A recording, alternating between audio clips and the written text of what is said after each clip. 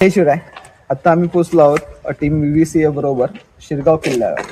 हा मध्यवर्ती किल्ला समुद्राच्या किनाऱ्यावर असल्यामुळे खूप अतिशय महत्वाचा पुरातन काळामध्ये होता. आणि इकडची बांधणी पाहिली आणि इकडच्या वास्तू पाहिला, एवढा खुल्या आहे इकडे. तर बऱ्याचशा राजवट इकडे त्यांनी राज्य केलेलं आहे आणि खूप महत्वाचा किल्ला होता. पण सध्या शोकांतिका अशी आहे की बऱ्याच वर्षापासून आपण इकडे साफसफाई करतोय, संवर्धन करतोय. आणि इकडे ह्या ज्या रूम्स आहेत त्या खोल्या आहेत, इकडे सध्या ओयो रूम झाला होता काही दिवसापूर्वी, की जोडपे येऊन बसायचे, खूप घाण व्हायची, काही बेवडे दारू पिण्यासाठी यायचे. पण गावकऱ्यांचं आता कौतुक करावं लागेल की त्यांनी रात्रीचा निर्णय घेतला, दरवाजा लावल्यापासून रात्री गड बंद करण्यात येतोय.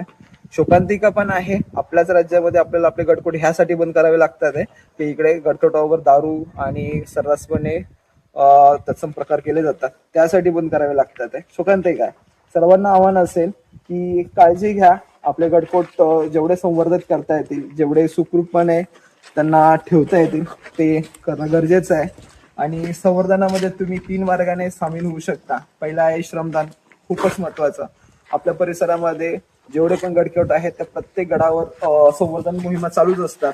आणि अगदी तुम्हाला संवर्धन मोहिमेमध्ये श्रमदान करता येत नसेल, काही हरकत नाही, पण तुम्ही ह्या संस्थांना आर्थिक हातभार लावू शकता.